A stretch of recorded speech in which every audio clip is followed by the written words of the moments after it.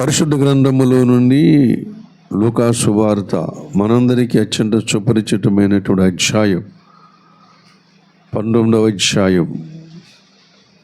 లూకా సువార్త 19వ అధ్యాయం 3వ వచనం చదువుకుందాం. యేసు ఎవరో అని చూడగోరెను గాని పొట్టివాడైనందున జనులు గుంపు కూడి యునుట వలన చూడలేకపోయాను. ప్రభునందు నాకు అత్యంత మిక్కిలి ప్రియమైనటువంటి దేవుని బిడ్డలారా, దేవుని మాటలు జాగరూకులమై వినాలని యథావిధిగా నా అలవాటు ప్రకారముగానే మరలా మీకు చెబుతూ ఉంటున్నాను. దేవుని సంగతులు ఇవి మానవ మాతృల సంగతులు కాదు. యుగయుగములు శాశ్వత కాలము, వాటితో మనతో అవి ఉండే దేవుని జీవము గల మాటల దగ్గర ఉన్నాము కనుక దేవుని మాటలు జాగరూకులమై వినాలని మనవి చేస్తూ ఉన్నాను. భూమి ఆకాశములైన గతించిపోతాయేమో కానీ దేవుని మాటలు ఎన్నటికీ కూడా గతించవు. దేవుని మాటలు ఎన్నడూ ఎలాగైతే గతించవు అని బైబిల్ చెబుతూ ఉందో, దేవుని వాక్యమును గైకొన్నవారు కూడా వారి జీవితాలు కూడా ఎన్నడూ కూడా మధ్యంతరంగా అర్ధాంతరంగా నాశనమైపోవు. యుగాలు కూడా శాశ్వతంగా ఉంటారు. కాబట్టి ఈ రెండు శాశ్వతము కాబట్టి శాశ్వతమైన జీవము కొరకును, శాశ్వతమైన రక్షణ కొరకును, శాశ్వతమైనటువంటి దేవుని వాక్యమును మన హృదయములో దాచుకోవాలి, భద్రపరుచుకోవాలి. గనక దానిని మనం అనుదినము నేర్చుకునవలసిన వారమై ఉంటున్నామని మనం చేస్తూ ఉంటున్నాను. ఈనాడు క్రైస్తవ సమాజము కంటే నర్సరీ స్కూల్స్ చాలా బెటర్ అనుకుంటూ ఉంటున్నాను. ఎందుకంటే నర్సరీ స్కూల్లో పిల్లలను పంపించినప్పుడు రోజుకు ఏదో ఒక అక్షరం నేర్చుకుని వస్తారు. రోజుకు ఏదో అక్షరమైనా నేర్చుకుని వస్తారు. ఒక ఆటో పాటో ఓ మాటో నేర్చుకుని వస్తూ ఉంటారు. కానీ ఈనాడు క్రైస్తవ సమాజం యేసు ప్రభు నమ్ముకుని అక్కడే ఉండిపోయారు. అడుగు ముందుకు వేయలేకపోతున్నారు, అలాగని అడుగు వెనక్కి కూడా వేయలేకపోతూ ఉంటున్నారు. ఈ లోకము వారిని స్తంభింపజేసింది అదే స్థలములో. కాబట్టి ఈనాడు క్రైస్తవ సమాజం ఎదుగు బదుగు లేకుండా మరుగుజ్జు వ్యక్తిలాగా అలా ఉండిపోతూ ఉంటున్నది. కానీ అది కాదు. యెషయా గ్రంథంలో చెబుతున్నాడు, లెమ్ము తేజరిల్లుము అంటూ ఉంటున్నాడు. నువ్వు అలా మరుగుజ్జుగా ఉండడానికి వీల్లేదు, లెమ్ము తేజరిల్లుము అంటూ ఉంటున్నాడు. అనగా నీ దేవుడెంత సర్వశక్తిమంతుడో, నీ దేవుడెంత మహోన్నతుడో, నీ దేవుడు నిన్ను సృష్టించిన సృష్టికర్త ఎంత సర్వజ్ఞుడో, ఆయన ఎంత మహాగణుడో మహోన్నతుడో తెలుసుకోవడానికి నీకు అవకాశం వచ్చినది కనుక లెమ్మని పిలుస్తూ ఉంటున్నాడు. నువ్వు నీ ఆత్మీయ జీవితంలో నువ్వెక్కడ ఆగిపోయావు అక్కడి నుంచి పైకి లే అని దేవుడు చెబుతూ ఉంటున్నాడు. అందుకు కావలసినటువంటి లేఖన పరిజ్ఞానం మనకు అందరికి అత్యంత అవసరం.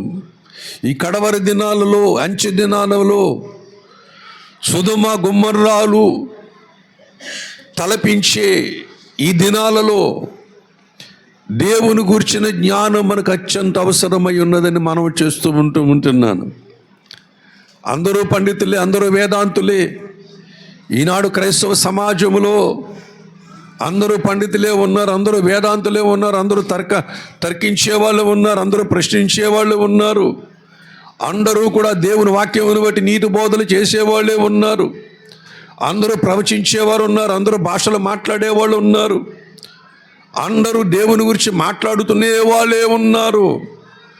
వీళ్ళందరూ కూడా దేవుని గురించే మాట్లాడుతూ ఉంటారు. సామెతల గ్రంథములో 30 అధ్యాయములో ఆగూరు వలె మాట్లాడుతూ ఉంటున్నారు. ఎలా మాట్లాడుతున్నారు? యాకె కుమారుడైనటువంటి ఆగూరు వలే మాట్లాడుతున్న ఆగూరు అనేక మందికి సామెతలు చెబుతూ ఉన్నాడు, తత్వాన్ని బోధిస్తున్నాడు, దేవుని గురించి మాట్లాడుతూ ఉన్నాడు, సృష్టికర్త గురించి మాట్లాడుతున్నాడు. అన్నీ మాట్లాడుతున్నా తన జీవితంలో ఆఖరికి అంటాడు కదా, అయ్యో అంటూ. దేవుని గురించి పూర్తిగా ఎరిగిన వాడు ఈ మాట అంటే వేడి ఏమన్నాడు అక్కడ? అయ్యో. దయచేసి చదవండి, సామెతల గ్రంథం 30 అధ్యాయము 1 వచనం చదువుకుందాం.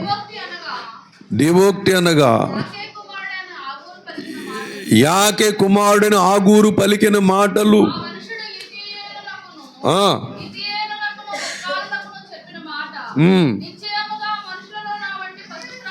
నిశ్చయముగా మనుషులలో నా వంటి పశుప్రాయుడు లేడు,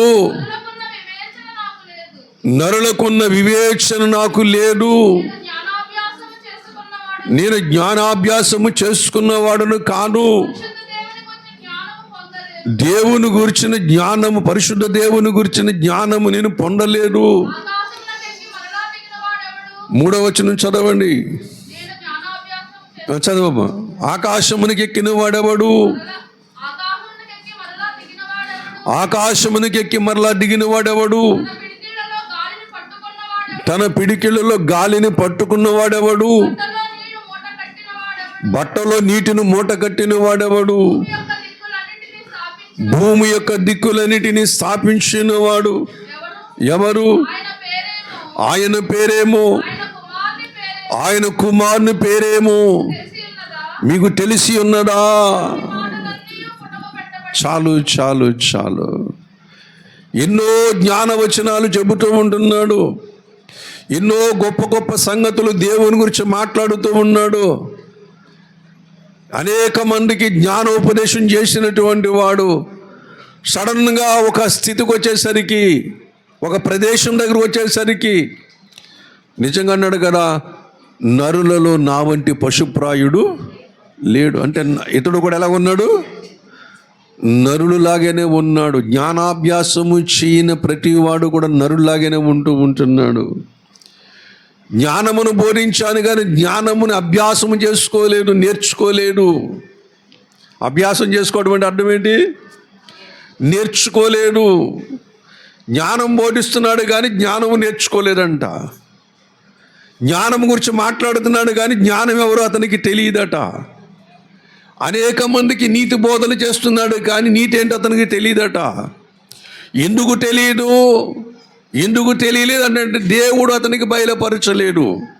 దేవుడు అతనికి బయలుపరచలేదు కానీ నీటి వాక్యాలు మాత్రం, సామెతలు మాత్రం చెబుతూ ఉంటున్నాడు. దేవుణ్ణి ఎరగని వాని నోట సామెత, భక్తిని నోట సామెత సాటి లేకుండా ఉంటుంది. భక్తిని నోట సామెతలు బోళ్ళని చెబుతూ ఉంటారు. ఆ సామెతల గురించి సరిగ్గా తెలియదు వాళ్ళకి. ఏంది? ఆ సామెతలను కూడా వక్ర భాష పలికించారు. మన దేశస్తులు కూడా వక్ర భాష పలికించారు. ఆశ్చర్యపోతారు. ఏంది? లోకంలో ఉన్న మాటలు ఎటువంటి మాటలు అంటే కొంతమంది నవ్వుకోవడానికి, కొంతమంది చిచ్చి ఇటువంటి మాటలు ఏంటి అంటారు. అది సామెతలే. ఈ మళ్ళీని దేవుని గురించి తెలియగల మాట్లాడుతూ ఉంటారు. చిన్న మాట చెప్తాను, మీకు అందరికి నవ్వు వచ్చే మాట చెప్తాను. పండగ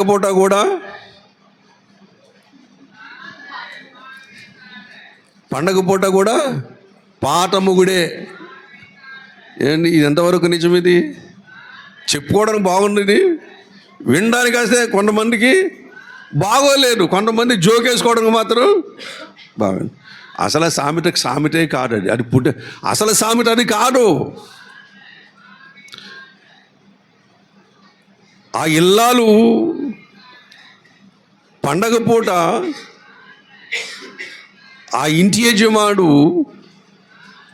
బట్టలు కొనలేదంట. ఆ కారణాన పండగ పూట కూడా పాట మడుగేనా అన్నదట.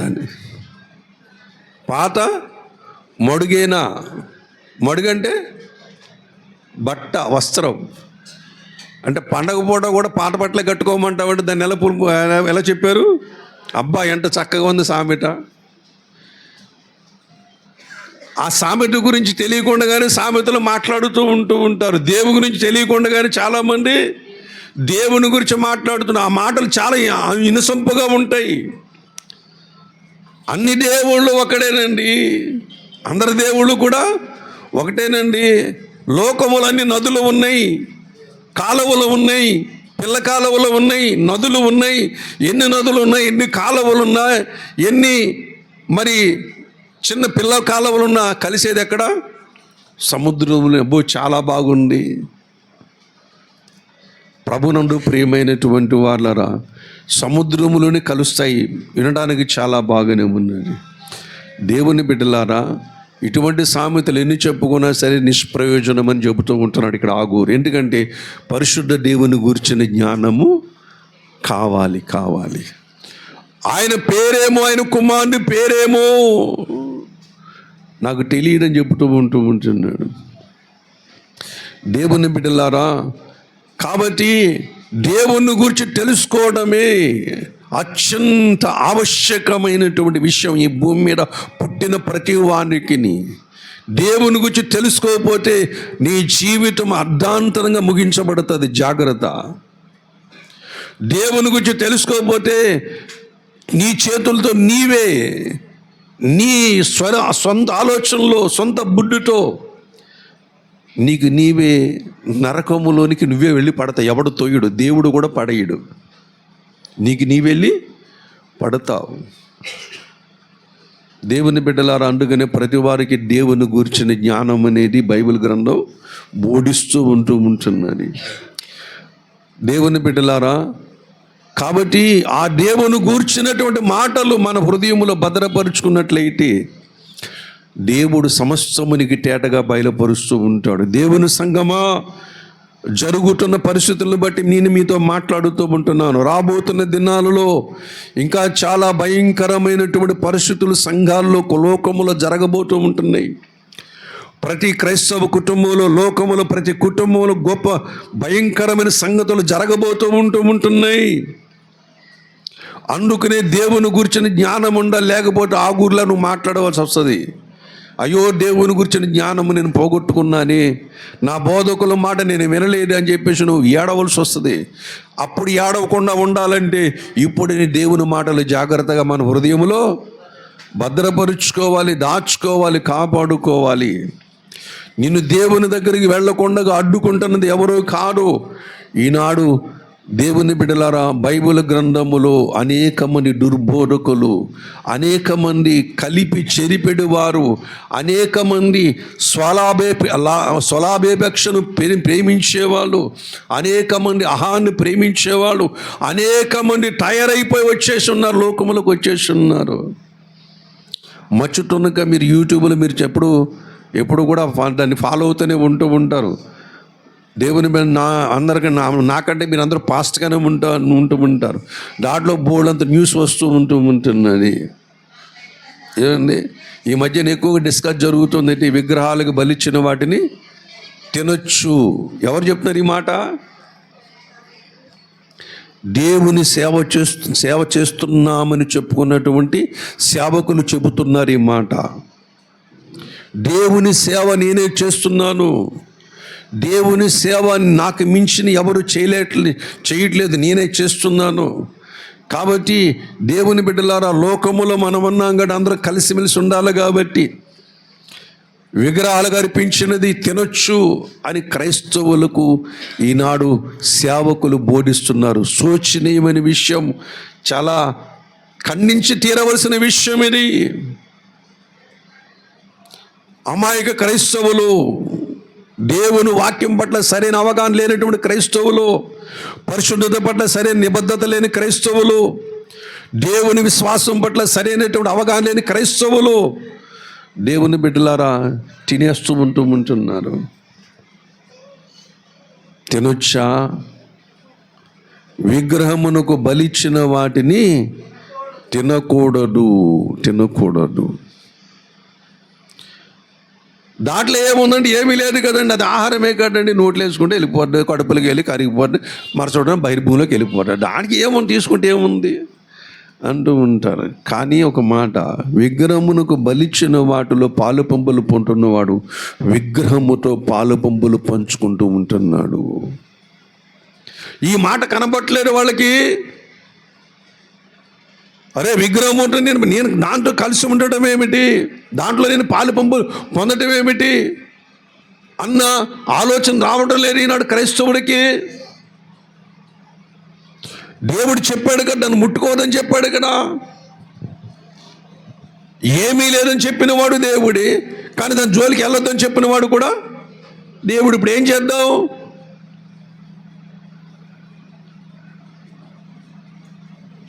విగ్రహములు దెయ్యములతో మనం పాలుభాగస్తులం అవుదామా?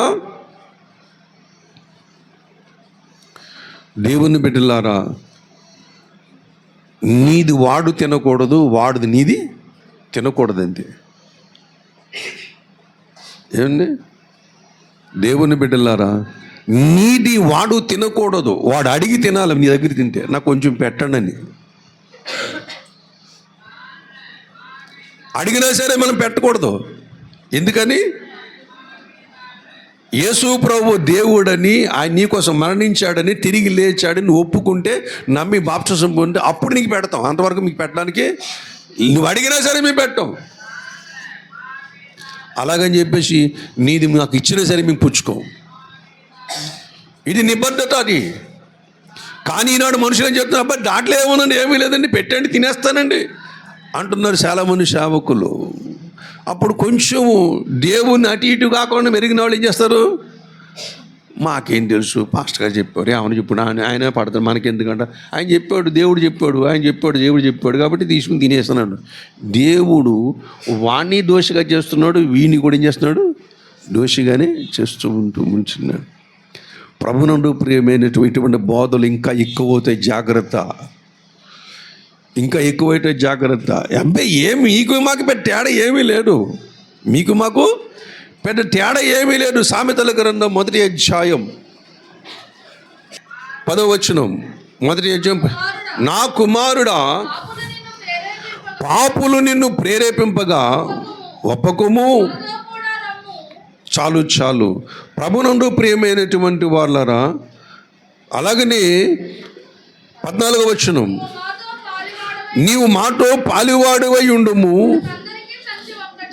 మనకందరికి సంచి ఒక్కటే ఉండునని వారు నీతో చెప్పుదురు. నా కుమారుడా, నీవు వారి మార్గమున పోకుము, వారు త్రోవలే నడువకుండా నీ పాదమును వెనుకకు తీసుకొనుము. దాని వెనకాల కీడు ఉన్నది.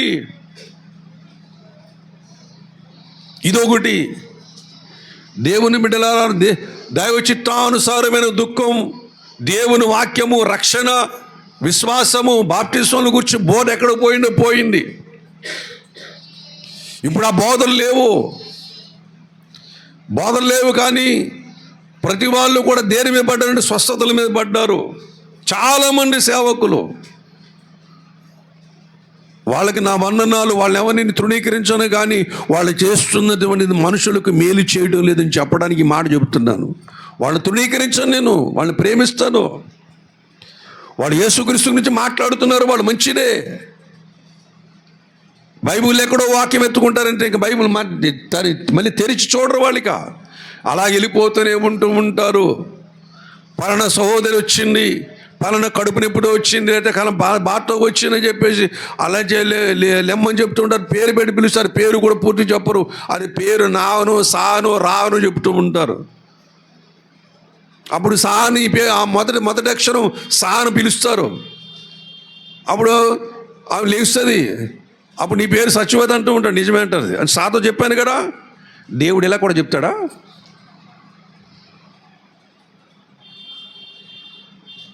అబ్రాహాముని పిలిచినప్పుడు అలాగే పిలిచాడా? మోషేని పిలిచినప్పుడు అలాగే పిలిచాడా? దావీదుని పిలిచినప్పుడు అలాగే పిలిచాడా? ఏమండి దేవుని బిడ్డలారా, జక్కని పిలిచినప్పుడు పోనీ అలా పిలిచాడా? పోని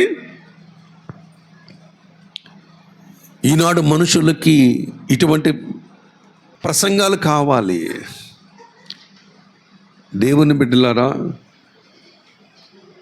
దేవుని వాక్యం విన్నప్పుడు మనుషుల హృదయంలో భయం పుట్టాలి. అయ్యో, నేను మారు మనసు పొందకపోయినట్లయితే, నేను పశ్చాత్తాపడకపోయినట్లయితే, నేను దుఃఖపడకపోయినట్లయితే నా పాపము నుంచి నన్ను ఎవడు విడిపిస్తాడు?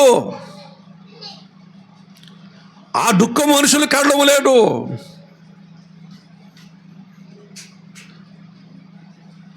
పేర్లు పెట్టి పిలిచే పరిచయం వచ్చింది. మనుషులు చేత పిలువబడిన వారు దేవుని చేత పిలవబడరు. జాగ్రత్త. మనుషుల చేత పిలువబడిన వారు దేవుని చేత పిలువబడరు. అంచెదినమున దేవుడు నీ పేరు పెట్టి నేను పిలవాలి. అందుకొరకు దైవ చిత్తానుసారమైన దుఃఖము, రక్షణార్థమైన మారు మనసు, ఈ రెండు మనం కలిగి ఉండాలి. ఎల్లప్పుడూ కూడా కలిగి ఉండాలి.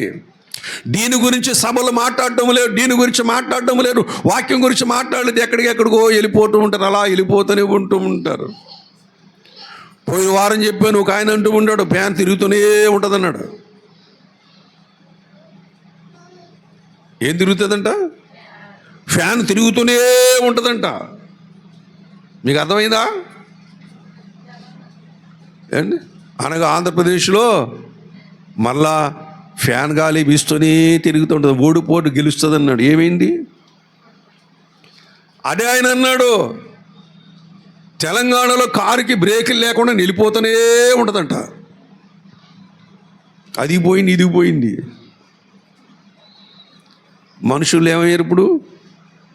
చులకన అయ్యారు. చులకన. క్రిస్టియానిటీ అంటే నీచికంగా చూసే రోజులకు వచ్చేసి ఇంకా వస్తారు, కంగారు పడకండి. ప్రభునందు ప్రియమైనటువంటి వాళ్ళరా, దాక్కోవలసిన రోజులు కూడా వస్తాయి. దేవుని బిడ్డలారా, క్రైస్తవ సంఘమా, అది చెవులు రెక్కరించుకొని వినండి. ఈ మాటలు నాకు వర్తిస్తాయి. ఎందుకని? హేళన చేసేవాళ్ళు, గేలి చేసేవాళ్ళు, వక్ర భాష్యములు కల్పించేవాళ్ళు సంఘములోనే బయలుదేరుతూ ఉంటున్నారు. మీలోంచే బయలుదేరుతారని ఆనాడు యేసయ్య చెప్పాడు. అందుకనే సంఘాన్ని అప్రమత్తం చేయాలనే ఉద్దేశంతో ఈనాడు ఈ వాక్యము నేను ఎత్తుకున్నాను ఇక్కడ. దేవుని సంఘమా, జాగ్రత్తగా ఈ మాటలు వినండి. నీకు కలిగిన రక్షణ, నీ కలిగిన విశ్వాసం, నీ కలిగిన భక్తి ఎవడు కూడా అపహరింపకుండా జాగ్రత్తగా కాపాడుకోండి. పోయిన వారమే మాట్లాడుకున్నాం అనుకుంటున్నాను నేను. యెరూషలేము నుంచి ఎరుకో దిగి వెళ్ళుచు దొంగల చేతులు చిక్కినవాడు. ప్రకటన గ్రంథంలో ఉంటుంది, తన వస్త్రములు కాపాడుకున్నవాడు ధన్యుడు అంటున్నాడు. వస్త్రం కాపాడుకుంటే బీరువాలను వస్త్రాలు కాదు, బీరువాలో ఉన్నటువంటి పట్టు వస్త్రాలు, బీరువాలో ఉన్నటువంటి విలువైన వస్త్రాలు ఈ కాపాడుకుని దాచుకున్నవాడు కాదు ధన్యుడంటే. దేవుడిచ్చిన వస్త్రాలు ఉన్నాయి, రక్షణ వస్త్రములు ఉన్నాయి, నీతి వస్త్రములు ఉన్నాయి, ముద్రలు ఉన్నాయి. వీటిని కాపాడుకోవాలంటే ఈ కాలములోని, ఈ సమయములోని దేవుని వాక్యమును గూర్చిన సరైనటువంటి అవగాహన నీకు ఉండాలి. దేవుని గూర్చిన జ్ఞానం మీకు ఉండాలి. అందుకని దేవుడు కూడా మనుషుల్లో మనిషి ఈ లోకంలోకి వచ్చాడు. దేవుడైన మానవుడు ఈ భూమి మీద జీవించిన ఆయన కొన్ని విషయాలు మనతో మాట్లాడుతూ ఉన్నాడు. వాటిని చాలా జాగ్రత్తగా మనం వినాలని మనం చేస్తూ ఉంటున్నా. ఆయన దగ్గర గొప్ప దేవాది దేవునిగా నీ దగ్గర ఉంచి మాట్లాడటం లేదు. ఆ దేవాది దేవుడు సమస్తమును కూడా విడిచిపెట్టి నీ దగ్గరకు ఒక మనిషిగా, ఒక పాపి అయిన మనుష్యుడిగా, ఆయన పాపి కాడు, పాపి అయిన మనుష్యుడిగా నీ దగ్గరకు వచ్చి నీలాగా మాట్లాడుతున్నాడు. నువ్వు ఎలాగా స్వభావ సహసిద్ధంగా మాట్లాడుతూ ఉంటావో అలాగే నీతో, నాతో, మనందరితో కూడా మాట్లాడుతూ ఉంటున్నాడు. దేవుని బిడ్డలారా, ఆ మాటలు చాలా అర్థం చేసుకోవడానికి చాలా ఈజీ, చాలా తేలిక. ఒక మనుష్యుని వలె, ఒక స్నేహితుని వలె, ఒక భర్త వలె, ఒక భార్య వలె, ఒక చిన్న పిల్లవాని వలె, ఏమీ తెలియనటువంటి వాని వలె మాట్లాడుతున్నాడు మన దగ్గరకు వచ్చాయినా. చూపిస్తాను బైబిల్ గ్రంథంలో ఆ మాటలన్నీ కూడా.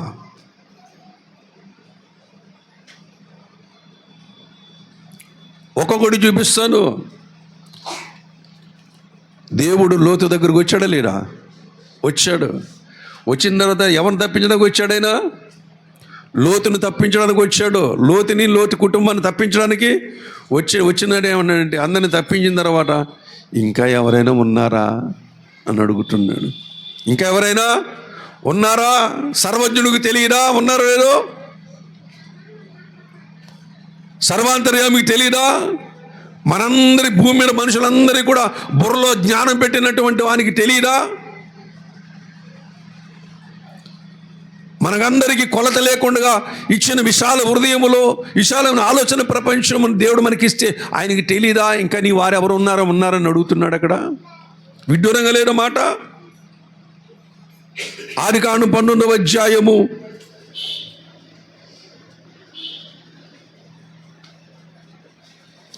12వ వచనం కూడా చదవండి దయచేసి. ఇక్కడ మరి నీకు మరెవరు ఉన్నారా? ఎవరున్నారా? ఇక్కడ మరి ఎవరున్నారని అడుగుతున్నారు. అక్కడ ఎవరిని? లోతుని. కుమారుడు అడుగుతున్నాడు, పరిశుద్ధాత్మ దేవుడు అడుగుతున్నారు. ఇద్దరు కలిసి అడుగుతున్నారు. ఇక్కడ నీకు ఎవరైనా ఉన్నారా అని అడుగుతున్నారు ఇద్దరు కలిసి. ఎందుకంటే తండ్రి ఎక్కడ ఉన్నాడు? అబ్రాహాము దగ్గర ఉన్నాడు. దేవునికి తెలియదు ఎవరున్నారో? తెలుసు. కానీ ఎవరున్నారు చెప్పు, తీసుకొస్తాను, వాళ్ళు ఇడిపించడానికి వచ్చానంటూ ఉన్నాడు. ఎవరు లేరు. ఎంత చక్కటి దేవుడు చూడండి. మన దగ్గరకు వచ్చి ఒకవేళ నీ పేరు ఎవరో చెప్పుకోగలరు, ఎవరి పేరు చెప్పాను అంటే కొంత రక్షిస్తాడైనా. పలానా వాళ్ళు ఉన్నారు ప్రభా తీసుకురా, వెళ్ళి తీసుకొస్తాడైనా. నువ్వు మంచోడు చెడ్డోడు తర్వాత సంగతి. నా కొడుకు చెప్పాడు, లోతు చెప్పాడు కాబట్టి తీసుకొస్తానంటాడంతే. వెళ్ళి తీసుకొస్తాడంతే. అబ్రహామును బట్టి ఎలాగైతే లోతు ఇంటికి దేవుడు వచ్చాడు, లోతుని బట్టి కూడా వేరే ఇంటికి వెళ్ళి వాళ్ళని కూడా ఏం చేస్తాడు? తీసుకురాగలడైనా. చెప్పమని అడుగుతున్నాడు. దేవుని బిడ్డలారా, అంతేకాదు, అదే కాదు, ఇంకా కొన్ని విషయాలు. బిలాము దగ్గరికి వచ్చినప్పుడు అన్నాడు కదా, బిలాము దగ్గరికి వచ్చినప్పుడు ఆ ఇంట్లో కొంతమంది బాలాకు రాజు సైనికులు పంపించాడు అక్కడికి. సైనికులు పంపించిన తర్వాత ఆ సైనికుల దగ్గర అక్కడ గుమ్మ ముందు నిలబడ్డారు. పక్కన ఆయన గుమ్మలో వచ్చి లోపలికి వెళ్ళిపోతున్నాడు స్వతంత్రంగా. ఎవరు? ఒక ఆయన లోపలికి వెళ్ళిపోయి బిలాముతో మాట్లాడుతున్నాడు. ఏంటి బిలాము, గుడ్ మార్నింగ్ అంటే వెరీ గుడ్ మార్నింగ్, ఎంతసేపు వచ్చి జస్ట్ ఇప్పుడు వచ్చాను అని మాట్లాడుకుంటూ. ఎవరని ఇంటికి వచ్చారు? ఎవరు వాళ్ళు? తెలియదానికి.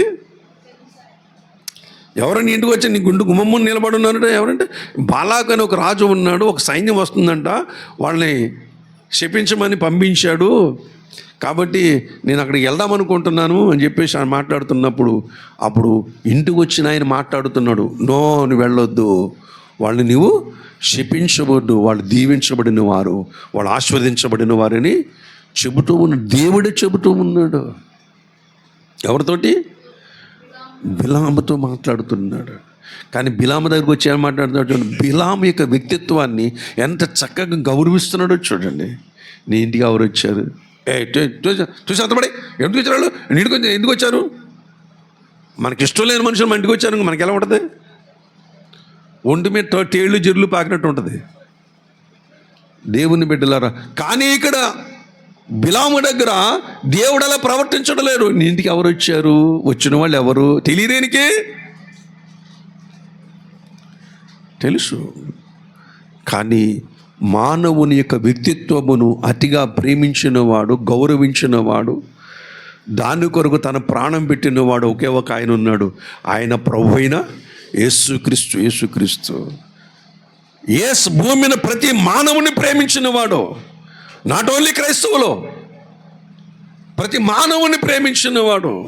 జాతి, మత, కుల భేదము లేకుండా, ప్రాంతీయ భాషలు భేదము లేకుండా అందరినీ ప్రేమించినవాడు, అందరి కొరకు ప్రాణం పెట్టినవారు ఏమంటే మన ప్రభు అయిన యేసుక్రీస్తు. ఆ యేసుక్రీస్తు ఎంత చక్కగా మాట్లాడుతున్నాడు చూడండి. మానవునికి భాషలు నేర్పినటువంటి వాడు, మానవులకు సంభాషణ నేర్పినటువంటి వాడు, మానవునికి సంగీతం నేర్పినటువంటి వాడు, మానవునికి మనుగడ నేర్పినటువంటి వాడు ఈ మహాదేవుడు నీ దగ్గర వచ్చి నీగిలాగే చక్కగా మాట్లాడుతున్నాడు. ఈయన ఎంత ప్రేమతో మాట్లాడుతున్నాడు.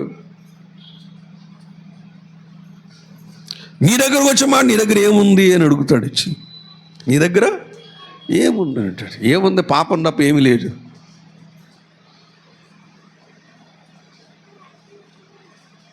అది నాకు ఇస్తావా అని అడుగుతాడు ఆయన. అప్పుడు మనం ఏమనాలి? ఇస్తాను కానీ నాకేంటి అని అడగాలి. అప్పుడు ఇస్తాను కానీ నాకేంటి? దేవుని బిడ్డలు, నా నీతి నీకు ఇస్తాను, నా రక్షణ నీకు ఇస్తాను, నా జీవాన్ని నీకు ఇస్తానంటూ ఉంటాడు. దేవుని బిడ్డలారా, దేవుడు అందరినీ అలాగే అడుగుతున్నాడు. ఆయన అందరినీ కూడా అడుగుతూ ఉన్నాడు. ఇదిగో తలుపు ఎదుట నిలుచు నేను తట్టుచున్నాను, ఎవడైనా నా స్వరం విని తలుపు తీసిన ఎడల వానితో నేనును నాతో అతడును కలిసి భోజనము చేస్తాం, సహవాసం చేస్తాం అంటూ ఉన్నాడు. ఆ స్వరం ఏంటంటే, ఇదిగో నీ దగ్గర ఎవరున్నారు, నువ్వు ఎక్కడ ఉన్నావు, ఎవరు నీ దగ్గర ఉన్నవాళ్ళు ఎవరు అని అడుగుతున్నాడు ఆయన. ఎవరు ఉన్నారు, ఎక్కడ ఉన్నావంటే ఆయన అక్కడ ఉన్నాడు. కానీ నీ దగ్గర ఉన్నవారు ఈయన ప్రత్యేకమైనటువంటి వాడు. ఆ దేవుని గురించి ఈనాడు మనం మాట్లాడుకుంటూ ఉంటున్నాం. యేసుప్రభు శిష్యులందరూ కూడా ఒకసారి సమావేశం అయ్యారు. యేసుప్రభు కూడా అక్కడ ఉన్నారు. అప్పుడు అన్నారు కదా, యేసుప్రభు వాళ్ళందరినీ పిలిచి, మనుష్య కుమారుని గురించి అనగా నా గురించి లోకులు ఏమనుకుంటున్నారు? అవసరమైనకి తెలియదు ఆయనకి ఏంది? లోకంలో ఉన్న వాళ్ళందరూ నా గురించి ఏమనుకుంటున్నారు ఆయనకి తెలీదా? దెయ్యం పట్టిన వాడిని తిట్టిన వాళ్ళు వాళ్ళే కదా, ఆ చుట్టూ ఉన్నవారే కదా. ఏమండి? దెయ్యం పట్టిన వాడవని, అలాగే నీవు సరైన సంతానము కాదని, దేవుని బిడ్డ నువ్వు దేవుని కుమారుడు కాదని ఆయన హేళన చేసిన వారు, దేశించిన వారు, దూషించిన వారు లోకంలో చెప్పుకున్న సంగతి వాళ్ళకి ఆయనకి తెలియదా? ఆయనకు తెలుసు. ఆయన మనిషి వలె మన దగ్గర ఉండి మాట్లాడుతున్నాడు. ఏంటంటే, దేవుని బిడ్డలారా, నా గురించి ఏమనుకుంటున్నారంటే, ఈ శిష్యులు చెప్తున్నారు. ఒకడేమో చెప్తున్నాడు, ఒకళ్ళేమో ఏలియా అనుకుంటున్నారని, ఒకళ్ళేమో బాప్తిసం ఇచ్చినటువంటి యోహాను మరల తిరిగి మృతుల నుంచి లేచి వచ్చాడని, కొంతమంది మోషే ప్రవక్త వచ్చాడని ఇలా చెప్పుకుంటున్నారు. ప్రభువా, అవునా అంటే ఇంకా నా మాటల వాళ్ళకి అర్థం కాలేదన్నమాట. ఆయన మనసులో అనుకుంటున్నాడు, అయ్యో ఇన్ని గొప్ప కార్యాలు చేసినా, ఇన్ని స్వస్థతలు చేసినా, ఇన్ని మరణించిన వారిని తిరిగి లేచిన, కుంటివాడిని బాగు చేసిన, గుడ్డువాడిని బాగు చేసిన, మోగవాడిని చెవిటివాడిని బాగు చేసిన, దైవ సంబంధమైన క్రియలు ఇంత ప్రత్యక్షంగా వీళ్ళకి చూపిస్తున్నా సరే వీళ్ళకి ఇంకా నేను అర్థం కాలేదా అని లోపల బాధపడి అప్పుడు శిష్యులను అడుగుతాడు, మీరేమనుకుంటున్నారు అని చెప్పేసి. మీరేమనుకుంటున్నారు అంటే శిష్యులు అందరూ కూడా, ఏరా నువ్వేమనుకుంటున్నారా అని అందరూ మొక్కలు చూసుకుంటారు. ఎవరో 12 మంది శిష్యుల్లో అందులో ఒకడు ఉన్నాడు కంగారు మనిషి. ఏంటి? పేతురు గారు కంగారు మనిషి. దేనికైనా సరే ముందు ఉంటాడు, మంచికి ముందుంటాడు, చెడికి కూడా ముందుంటాడు. ఎక్కువ ముట్టికలు వేయించుకున్నాడు ఎవరు? శిష్యులు అందరిలో కల్లా ఎక్కువ ముట్టికలు వేయించుకున్నది ఎవరు? పేతురే. ప్రభునందు ప్రియమైనటువంటి వాళ్ళరా, ఆ పేతురు గారు ఎవరని నా గురించి మీరేమనుకుంటున్నారు? అందరూ కూడా మొక్కలు ఎల్లబడి చూస్తున్నారు. కుర్చీల గురించి దెబ్బలాడుకున్న మొక్కలు ఎల్లబడి చూసుకుంటున్నారు. అనుమానించిన వాళ్ళు కూడా మొక్కలు ఎల్లబెట్టి ఏం చెప్తే ఏం గొడవ వస్తుంది దీంతో. కానీ పేతురు అంటాడు, నీవు దేవుడు పంపిన అద్వితీయ సత్యదేవుని యొక్క కుమారుడివి అని చెప్పి అన్నప్పుడు, నువ్వు దేవుడు పంపించిన పరిశుద్ధుడివి అని చెప్పినప్పుడు, బర్యోనా ఇది దేవుడు నీకు బయలుపరిచాడు కానీ మనుషులు ఎవరు కూడా దీన్ని నీకు దేవుని బిడ్డలారా, దేవుని గురించి యేసు ఎవరు తెలుసుకోవాలంటే దేవుడు మనకు బయలుపరిస్తేనే కానీ సంఘములో ఉన్న మనకి యేసు ఎవరో అర్థం కారు. ఇంత చక్కటి సంభాషణ చేస్తున్నాడే, ఇంత చక్కగా ఇంత చక్కగా భాషలు చేస్తున్నాడే, మనం అనుకుంటే చాలా ప్రేమించేస్తాడు అనుకుంటూ ఉంటాం. నిజమే, ప్రేమిస్తున్నాడు. కానీ ప్రేమిస్తున్నాడు అనుకుని మనం భ్రమలోకి వెళ్ళిపోతూ ఉంటున్నాం. అది దేవుని గురించి తెలుసుకోకపోతే నీ రక్షణ వృధా అయిపోతూ ఉంటుంది, నీ భక్తి వృధా అయిపోతుంది, నిత్య జీవాన్ని మిస్ అయిపోతావు, నువ్వు పరలోక రాజ్యాన్ని మిస్ అయిపోతావు, 1000 ఏళ్ల పరిపాలన మిస్ అయిపోతావు. యుగయుగాలు ఆయనతో ఉండే జీవితాన్ని మిస్ అయిపోతావు. ప్రభునందు నాకు అత్యంత మిక్కిలి ప్రియమైనటువంటి దేవుని బిడ్డలారా, అందుకనే అడుగుతూ ఉన్నాడు, యేసు ఎవరు అనుకుంటున్నారు? అందుకని మరో చోట అంటాడు, క్రీస్తుని గూర్చి మీకేమి తోచుచూ ఉన్నది. దయచేసి చూద్దాం, చూడండి, మాట కూడా జ్ఞాపకం చేసుకుందాం. పరిశుద్ధ గ్రంథములో నుండి మత్తయి సువార్త 22వ అధ్యాయం, మత్తయి సువార్త 22వ అధ్యాయము 41 వచనం, 42 వచనం, 41, 42 చదువుకుందాం.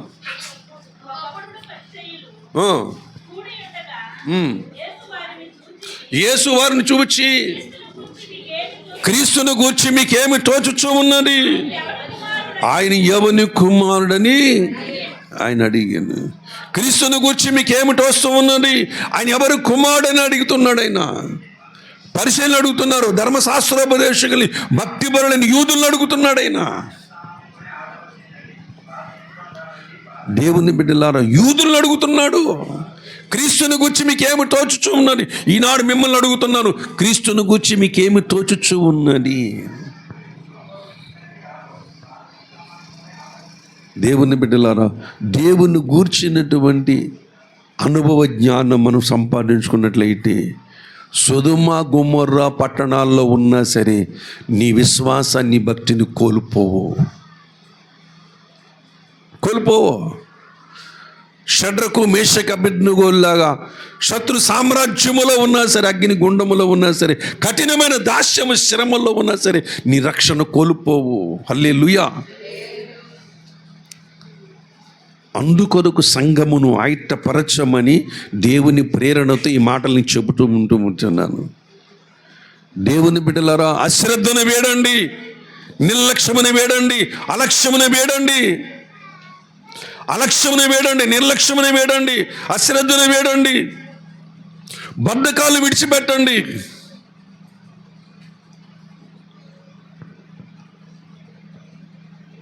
పనికిమాలిన చురుకుదనం అంతా కూడా నరకంలోకి వెళ్ళిన తర్వాత వస్తుంది. చురుకుదనం ఎక్కడ వస్తుంది? నరకంలోకి వెళ్ళిన తర్వాత. అక్కడ చురుకైన వాళ్ళు ఉంటారండి, తప్పించుకుందామని చెప్పేసి నరకాగ్ని, ఈ అగ్నిగుండం తప్పించుకుందాం. ఎక్కడ చూసిన అగ్ని, కొన్ని మేర చూపులు అగ్నిగుండమే తొక్కుంటానే.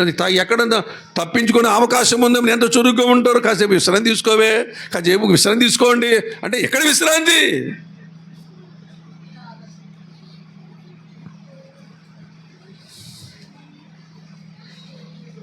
పాస్టర్ గారు 10 గంటలకు ఆరాధన పెడతారు, కానీ 7 గంటలకు 6 గంటలకు పెడితే ఎంత బాగుండో. 5 గంటల ముందే గేటు ముందు నిలబడతానంటారు. అప్పుడు నిజంగా పనికిమాలిన తెలివితేటలు ఎప్పుడు వచ్చింటే ఆపద వచ్చిన తర్వాత, ఆపదలకు వెళ్ళిన తర్వాత వస్తాయి. దాన్ని ఏమంటారు లోకంలో? చావు తెలివితేటలు. చావు తెలివితేటలు ఎప్పుడు వస్తాయి? బ్రతుకుండగా రావు, చచ్చిన తర్వాత వస్తాయి. అందుకని ఏ ప్రయోజనం లేదు అప్పుడు వచ్చినప్పుడు, ఏ ప్రయోజనము లేదు. అందుకనే ప్రభునందు ప్రియమైనటువంటి వాళ్ళరా, నేడును సమయం ఉండగానే దేవుని గూర్చిన జ్ఞానం పొందుకోవాలి. దేవుని గురించిన జ్ఞానం పొందుకోవాలి. దేవుడిచ్చిన రక్షణను కూడా మనం పొందుకోవాలి. దేనికైనా వాయిదా వేయండి, పర్వాలేదు, నష్టం లేదు, కానీ రక్షణ పొందడానికి మాత్రము వాయిదాలు వేయకండి. యవన బిడ్డలారా, మీరు గుర్తుపెట్టుకోండి, కోరికలు నెరవేర్చుకోవడానికి ఇదే టైం, షోకు చేయడానికి ఇదే టైం, తిరగడానికి ఇదే టైం. ప్రభునందు ప్రియమైనటువంటి వాళ్ళరా, మనం ఏం చేయాలని ఇదే టైం అనుకోండి. ఈ టైం గురించి, ఈ పనుల గురించి ఆలోచన చేస్తున్నారు, కానీ అయ్యో నా ప్రాణము దేవుని చేతుల్లో ఉన్నది, నా జీవితం దేవుని చేతుల్లో ఉన్నది, ఆయన దేవుని చేతుల్లో లేకపోతే నేను చనిపోతే ఏమైపోతానని చెప్పేసి ఎవరైనా ఆలోచన చేస్తున్నారా? తమ జీవితం గురించి ఆలోచన చేస్తున్నట్టే ఆలోచన చేయట్లేదు, బతికేస్తాం అనుకుంటూ ఉంటున్నారు. కానీ దేవుని బిడ్డలారా, ఈ మధ్య చాలా కాలం చెప్తున్నాను అన్నమాట. ఎక్కడ తిరిగినా సరే, ఎక్కడ చూసినా, ఏ వీధిలో చూసినా సరే, ఏ రోడ్డు పక్కన చూసినా సరే, ఐ మిస్ యూ అంటూ ఉంటున్న బోర్డు కనబడుతూ ఉంటుంది. వాళ్ళేం ముసలోళ్ళు అనుకుంటున్నారా? అరే చిన్న పిల్లలండి, యవన బిడ్డలు, ఐ మిస్ యూ అని పెట్టుకుంటూ ఉంటున్నారు. మేము నిన్ను పోగొట్టుకున్నాం, మేము నిన్ను పోగొట్టుకున్నాం, నరకములకు పంపించేసాం, మేమే పంపించాం అని వీళ్ళు సాక్ష్యం చెప్పుకుంటూ ఉంటున్నాను. దేవుని బిడ్డలారా, మరణము ఎప్పుడు ఎక్కడ ఎలా వస్తుందో ఎవరికి కూడా తెలియదు. ప్రతిరోజు క్రైస్తవుడు కూడా ప్రార్థన చేసుకోవాలి. నమ్మి బాప్తిసం పొందినవాడు, ప్రభువా ఈ దినములో ప్రవేశపెట్టే సంతోషం, నేను స్తోత్రం తండ్రి. ఒకవేళ నేను మరణించినట్లయితే నా ఆత్మని సన్నిధికి చేర్చుకో ప్రభు అని కూడా దేవుని ముందుగానే ప్రార్థన చేసుకోవాలి. హల్లెలూయా. ప్రభునందు నాకు అత్యంత మిక్కిలి నా ప్రార్థన అనుభవం అదే చెబుతున్నాను. నేను చేసుకుందని చెబుతున్నాను మీకు. ఇది ఈరోజే నాకు ఆఖరి రోజు అయితే నా ఆత్మని దగ్గర చేర్చుకోమని ముందుగానే ప్రభు గారు మొరబెట్టుకుంటాను. ఉదయం లేస్తే అదే ప్రార్థన వస్తుంది నా నోటంట. ఎందుకంటే నీ జీవము ఏ పాటిది, నీవేపాటి వాడివి, నీ జీవం ఏ పాటిది. అంతలో కనమంటాడు మా ఆవిరి వంటి వారే కదా. యవ్వన బిడ్డలు ఈనాడు నశించిపోతూ ఉంటున్నారు, జాటిపోతూ ఉంటున్నారు, రక్షణ పోగొట్టుకుంటారు, వాయిదాలు వేస్తూ ఉంటున్నారు. మధ్య వయసులో ఉన్న వాళ్ళేమో కుటుంబంలో కొన్ని కార్యక్రమాలు జరగాలండి, పిల్లలు పెళ్ళి అవ్వాలంటే, ఉద్యోగాలు రావాలండి, మనవలు పుట్టాలండి అని కొంత అశ్రద్ధలో ఉంటున్నారు. దేవుని బిడ్డలారా, పెళ్ళి జరిగినా పర్వాలేదు, జరగకపోయినా పర్వాలేదు. పెళ్లి చేసినోడు గొప్పవాడు అంటుంది, పెళ్లి చేయలేని గొప్పవాడు అంటుంది బైబిల్. పెళ్లి చేయలేని వాడిని గొప్పవాడు అంటుంది బైబిల్. అలాగని పెళ్ళి తప్పనట్లేదు, పెళ్ళి పరిశుద్ధమైనది. కానీ కొన్ని శ్రమలు ఉంటాయన్నాడు, అంతే. కొన్ని శ్రమలు ఉంటాయి, భరించాలి, మరి తప్పనక. మనం కావాలని జైల్లోకి వెళ్ళామంటే, జైల్లోకి వెళ్ళి తాళం పెట్టి తాళం ఆయన పట్టిపోయాడు. తాళం మన చేతులు ఉంటే ఎవరు తాళం బయటకు వచ్చేస్తాడు, కానీ తాళం ఎవరు పట్టిపోయారు? తాళం ఆయన పట్టిపోయాడు. నోవును వాడలో పెట్టినట్టుగా మనల్ని కూడా ఏం చేశాడు ఇక్కడ? కుటుంబం అని, సంసారం అని జైల్లో పడేసేసి తాళం ఆయన పట్టుకుపోయాడు. ఇప్పుడు ఏం చేయాలి? ఈ జైల్లో రాక మునుపు అందమైనటువంటి బంగారు పంజరముల కనిపించింది. దాంట్లోకి ఎప్పుడు వెళ్ళిపోవడం, దూకేసాం దాంట్లోకి. తీరామస్ వెళ్ళిన తర్వాత అది పంజరం కాదు, అది ఒక భయంకరమైన జైలు.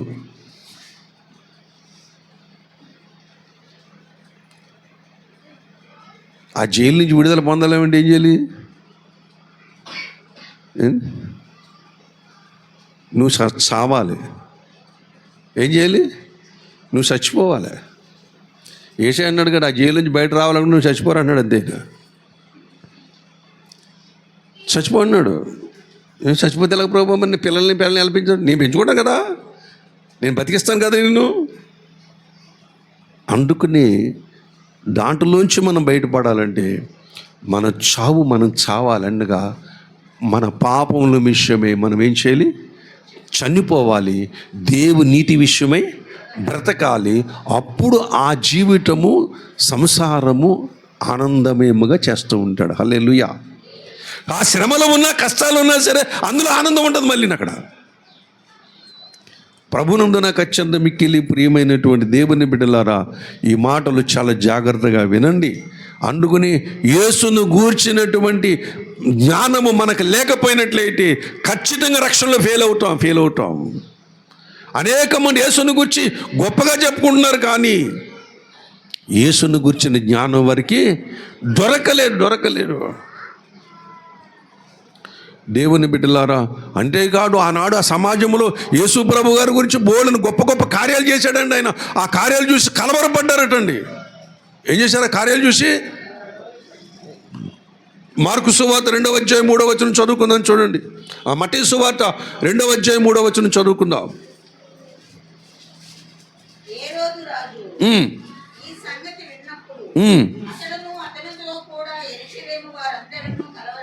ఆయన పుట్టినప్పుడు అందరూ కలవరపడ్డారు. దయచేసి మార్కు సువార్త 2:12 చదవండి.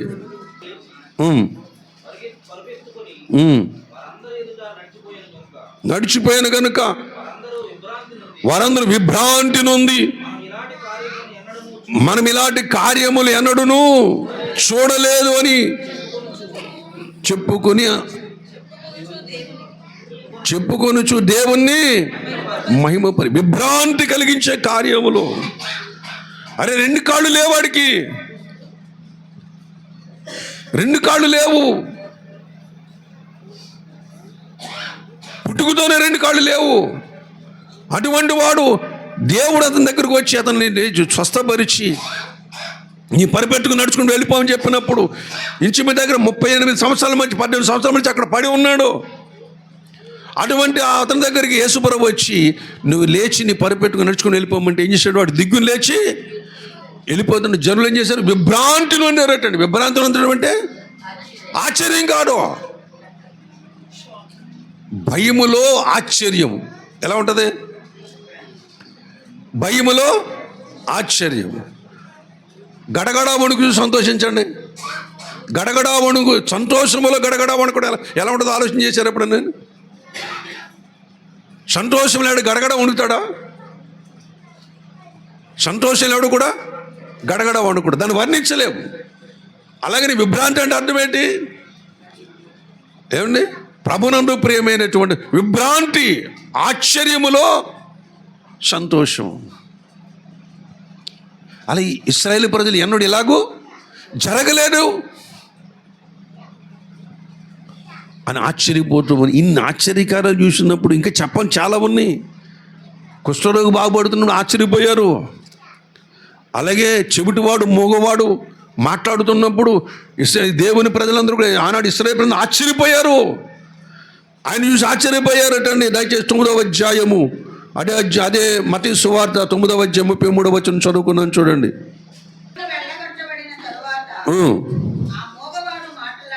ఆ మూగవాడు మాట్లాడగా జనసమూహం ఆశ్చర్యపడి ఇశ్రాయేలు ఎన్నడూ ఇలా కనబడలేదని చెప్పుకొనిరి. మరొక మాట కూడా నేను మార్కు సువార్త 7వ అధ్యాయం 37వ వచనం చదువుకున్నాం చూడండి. మార్కు సువార్త 7వ అధ్యాయము 37వ వచనం చదువుకుందాం త్వరగా. ఈయన సమస్తమును బాగా చేసి ఉన్నాడు. చెవిటి వారు వినినట్లుగాను, మూగవారు మాట్లాడినట్లుగాను చేయుచున్నాడని చెప్పుకొని అపరిమితముగా ఆశ్చర్యపడి. అపరిమితం అంటే పరిమితం లేదు. అపరిమితంగా ఆశ్చర్యపడడం అంటే ఏంటి? దాన్ని వర్ణించడానికి కూడా చెప్పలే మాటలు లేవండి. అపరిమితాన్ని వర్ణించడానికి మాటలు ఉండవు. అలాగనే విభ్రాంతి నొందని చెప్పడానికి కూడా మాటలు ఉండవు. గడగడ వణుకుచు సంతోషించడానికి మాట కూడా మాటలు ఉండవు. అటువంటి అద్భుతమైన కార్యములు యేసు ప్రభువు ఆ సమాజంలో చేస్తే దేవుని బిడ్డలారా ఆయన దేవుని కుమారుడని గుర్తించలేకపోయారు. అది ఇన్ని కార్యాలు చేస్తున్నా సరే దేవుని కుమారుడని గుర్తించలేకపోయారు. యేసు ఎవరో మనకు తెలియదు. యోసేపు కుమారుడు కొంతమంది, వడ్లవాని కుమారుడు కొంతమంది, ఆ మరి పుట్టిన కొడుకని కొంతమంది, ప్రభువును దెయ్యముల వల్ల అద్భుతాలు చేస్తాడు కొంతమంది, ఇలా చెప్పుకుంటూ ఉంటున్నారు. ఈనాడు క్రైస్తవ సమాజానికి కూడా యేసంటే ఎవరో కూడా తెలియదు. లోకానికి యేసంటే ఎవరో కూడా తెలియదు. యేసుప్రభు అంటే ఒక మనిషి, యెరూషలేములో జీవించిన మనుషులు గొప్పవాడు అనుకుంటూ ఉంటున్నారు. యేసంటే ఎవరు? దేవుని బిడ్డలారా కొన్ని విషయాలు చెప్తూ ఉంటాను మీకు. నేను యేసంటే ఎవరో కొన్ని విషయాలు మీకు చెప్తున్నాను. యేసుప్రభు వారు ఎందుకంటే తేలిగ్గా చూస్తున్నారు ఈ సమాజంలో, వాళ్ళకి అర్థం కాక పరిశుద్ధాత్మ దేవుడు వాళ్ళకి బయలుపరచలేదు కనుక అలా చూస్తారు. యేసుప్రభు ఎవరంటే ఒక సామాన్యమైనటువంటి వ్యక్తి, లేకపోతే ఒక యేసుప్రభుడు ఒక ప్రవక్త అని చూస్తారు తప్ప అంతకు మించి లోకం చూడదండి. దేవుడు అంతవరకు వాళ్ళకి చూపించాడు. కానీ దేవుడు మనకు ఆ వరకంటే మెరుగుగా ఉన్నతంగా చూపించాడు. దేవుడు సాక్షాత్తు దేవుడని చూపించాడు. యేసుప్రభువు కొన్ని బలహీనమైన మాటలు అన్నాడు ఆయన భూమి మీద ఉన్నప్పుడు. నా తండ్రి నాకంటే గొప్పవాడు అంటే తండ్రి కంటే తక్కువ ఎక్కువ?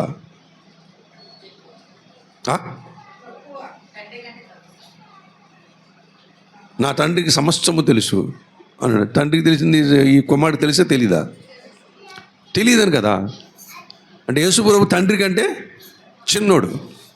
యేసుప్రభు కంటే చిన్నోడు ఎవరు? పరిశుద్ధాత్మ దేవుడు. తండ్రి పెద్దోడు, అన్నీ తెలిసినటువంటి వాడు. కొన్ని తెలిసిన వాడు ఎవరు? కుమారుడు యేసుప్రభు వారు. యేసుప్రభు అంటే కొన్ని తెలిసిన వారు ఎవరు? పరిశుద్ధాత్మదేవుడు. అంటే పరిశుద్ధాత్మ దేవుడు కుమారుడి కంటే తక్కువ, తండ్రి కంటే కుమారుడు కూడా తక్కువ. ఎందుకని? నా తండ్రి సమస్తమును చేస్తూ ఉంటాడు. నా తండ్రి నాకు ఆజ్ఞాపించిన పనులు నేను చేస్తాను. నా తండ్రి నాకంటే గొప్పవాడు. నా తండ్రికి సమస్తము తెలుసు. నా తండ్రి ఏ పనులు చేయమన్నాడో ఆ పనులు చేయడానికి వచ్చాను. కాబట్టి ఈ లోకములో మనుషులు ఏం చేయాలి? యేసుప్రభు అంటే దేవుడు కాదు. యేసుప్రభు అంటే ఒక మనిషి, ఒక ప్రవక్త అని చెప్పుకున్నారు, కానీ వాళ్ళకి అర్థం కాలేదు. ప్రభునందు ప్రియమైనటువంటి వాళ్ళరా, కొంతమంది బుద్ధిహీనులు ఉన్నారు సమాజంలో. ఇదివరకు చెప్పాను, మరలా చెప్తాను. వాళ్ళ గురించి ఎన్నిసార్లు చెప్పని పర్లేదు, చెప్పొచ్చు. వాళ్ళు దేవుని గురించి ఇలాగే మాట్లాడుకుంటారు చాలామంది. అంటే యేసుప్రభు ఇలా చెప్పాడు కదా, ఆయన మరియమ్మ కుమారుడని, యేసేపు కుమారుడని పిలువబడ్డాడు కదా, నాకు సమస్తం తెలియదని చెప్పాడు కదా, దేవుని బిడ్డలారా, మరి మనుషులు కొడుతుంటే పారిపోయాడు కదా, అదే మనుషులు అద్భుతాలు చేయలేదు కదా, చెప్పిన బట్టి చేసేవాడు కాదు, అడిగితే చేసేవాడు కాదు, అడగకుండా కొంచెం చేసేవాడు. ఈయన పాప మనిషిని పాపులతో సావాసం చేస్తున్నాడు, కాబట్టి ఈయన ఖచ్చితంగా దేవుడు కాదని చెప్పి, దేవుని కుమారుడు కాదని చెప్పేసి యూదులందరూ కూడా యేసుప్రభుని ఏం చేశారు? తృణీకరించారు. తృణీకరించడానికి కారణం ఏంటి? నా తండ్రి నాకంటే గొప్పవాడు. ఆయన ఏ టైంలో ఎలా చేస్తాడో నాకు తెలియదు.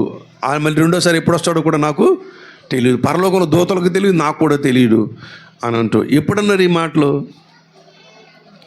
ఆయన అవతారములో ఉన్నప్పుడు మాట్లాడాడు అన్నమాట. కానీ అవతారం చాలించిన తర్వాత ఏమన్నాడు?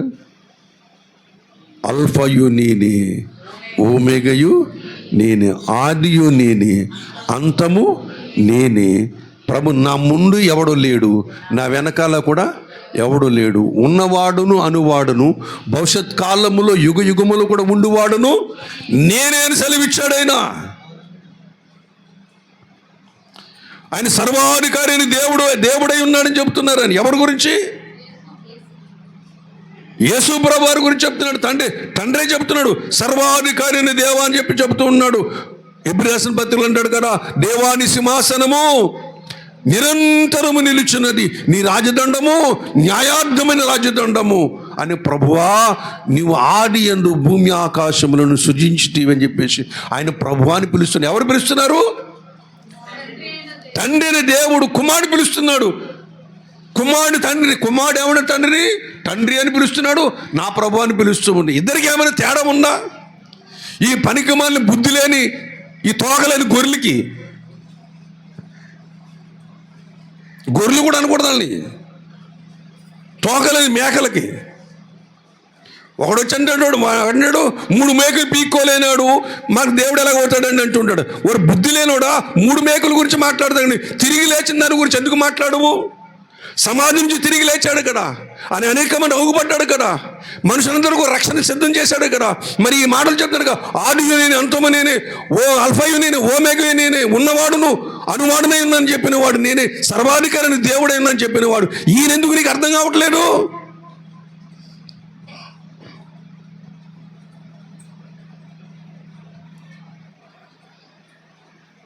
ఈ మాటలకు అర్థం కావు. 3 మేకులు పీక్కోలేదట, 3 మేకులు వేసుకున్నాడు కాబట్టి ఈనాడు సర్వ మానవాళికి రక్షణ దొరికింది.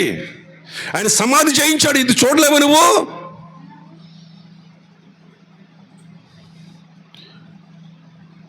ప్రభునందు నాకు అత్యంత మిక్కిలి ప్రియమైన వాళ్ళరా, దేవుడు వారి మనోనేత్రములు వెలిగించలేదు కాబట్టి దుష్టుడు వాడి క్రైస్తవం మీద చెడు ప్రచారాలు చేస్తూ ఉంటున్నారు. ఈనాడు దుష్టుడు చేస్తున్నాడు.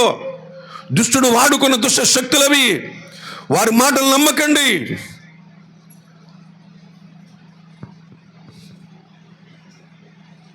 వాడు చెడును ప్రచారం చేయటమే వాడి ఉద్దేశం, లోకం యొక్క ఉద్దేశం.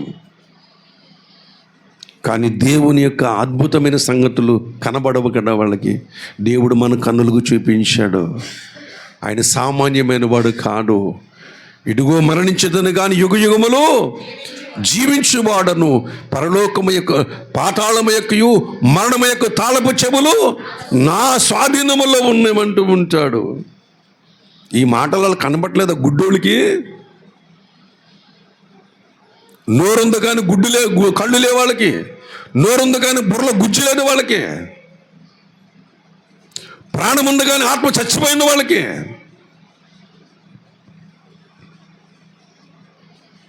యేసు ఎవరు? యేసు ఎవరు?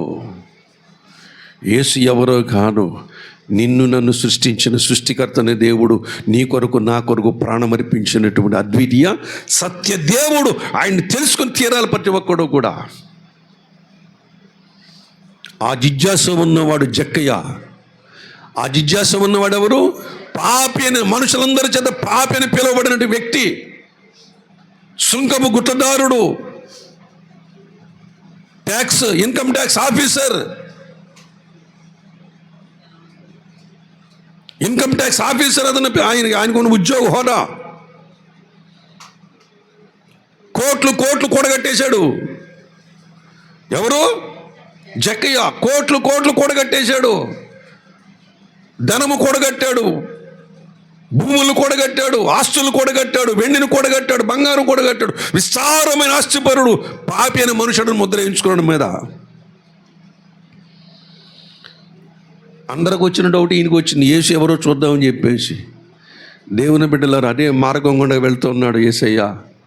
ఆ ప్రదేశం చూశాను, చాలా విశాలంగా ఉంటుంది. ఆ ప్రదేశం చాలా మంచిగా ఉంటుంది.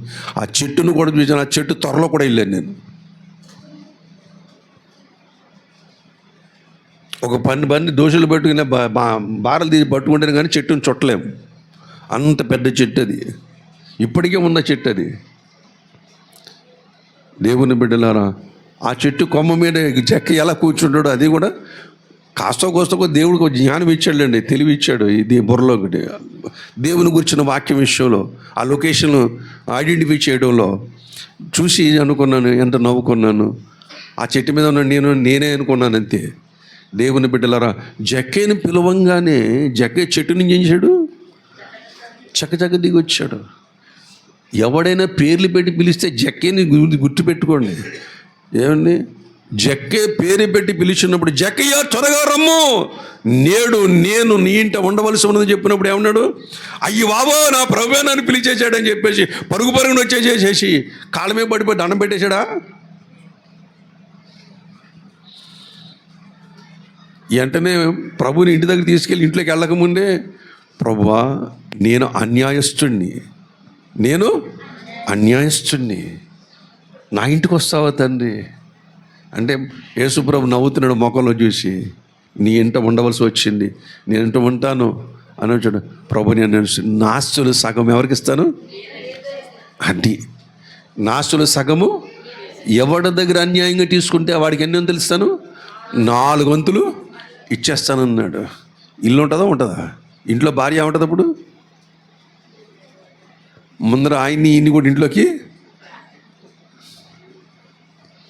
దేవుని బిడ్డలారా, పేరు పెట్టి పిలిచినప్పుడు, అయ్యో ప్రభువా, పాపి నేను, నన్ను జ్ఞాపకం చేసుకున్నదని పశ్చాత్తాపడి మారు మనసు పొంది, ప్రభునందు ప్రియమైనటువంటి మారు మనసు పొంది, దైవ చిత్తాన్ని దుఃఖపడి ఏడ్చి, పాపి నన్ను పేరు పెట్టి పిలిచావు ప్రభు అని ప్రార్థన చేశారనుకోండి, పేరు పెట్టి పిలవడంలో ఇది దేవుని సంకల్పం అని ప్రతి వారు గ్రహిస్తారు. కానీ గ్రహించకుండా దుష్టుడు మనుషులు కూడా వాడుకుంటూ ఉంటున్నాడు. దేవుడు జక్కని పేరు పెట్టి పిలిచాడు. జక్కయ్య త్వరగా దిగి రమ్మన్నాడు అంతే. వచ్చినప్పుడు పశ్చాత్తాపడుతున్నాడు. అక్కడ ఇదిగో తప్పులు చేశాను, తప్పులు ఒప్పుకుంటున్నాడు. అక్కడ ఇతడు కూడా అబ్రహాము కుమారుడే. ఎదుగో తెలుసా దేవుని బిడ్డలారా, అబ్రహాం ఇంట దోషము లేదు, అలాగే జక్కయ్య ఇంట కూడా ఏమి లేదు, దోషము లేకుండా చేస్తున్నాడు. హల్లెలూయా. దేవుని బిడ్డలారా, పిలవంగానే వచ్చాడు. యేసు ఎవరు తెలుసుకున్నాడు. ఆయన పాపుల రక్షకుడని తెలుసుకున్నాడు. ఆయన నిజమైన దేవుడని తెలుసుకున్నాడు. ఆయనలో నిత్య జీవనం తెలుసుకున్నాడు. ఈ జీవం పోగొట్టుకుని ఖచ్చితంగా నరకాగ్ని ఉంటాను అని తెలుసుకున్నాడు. ఆ నరకాగ్నిలో వెళ్ళకుంటే ఈ ఆశ్చర్యంతో వదులుకోవటమే, అన్యాయమును అక్రమమును దిద్దుకోవడమే, మంచిదాన్ని ఎన్నుకొని మారు మనసు పొంది యేసు ప్రభువుని ఇంటిలో చేర్చుకున్నటువంటి వారు ఎవరు? ఉత్తమోత్తముడు ఎవరు? సర్వోత్తముడు ఎవరంటే జక్కయ్య. హల్లెలూయా. సర్వోత్తముడు అంటే అర్థం ఏంటి? సర్వోత్తములు ఎవరిని పిలుస్తారు? సర్వోత్తముడు అంటే దేవుడు అంటారు. కానీ సర్వోత్తముడు అంటే ఎవరిని పిలుస్తారు తెలుసా? తనకు కలిగినవన్నీ కూడా బీదలకు పంచిపెట్టాడు అనుకోండి, అని లోకం ఏమంటుంది? సర్వోత్తముడని పిలవాలి. కానీ పిలుస్తారు అలాగా?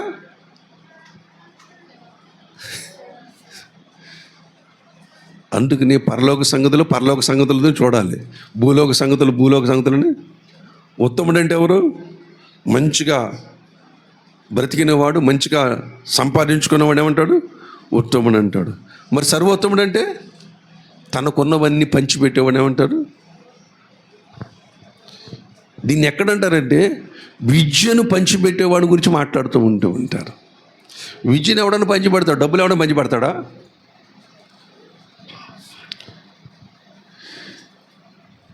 దేవుని బిడ్డలారా, మహోన్నతుని విద్య నేర్చుకున్నవాడు ఎవరంటే జక్కయ్య. హల్లెలూయా.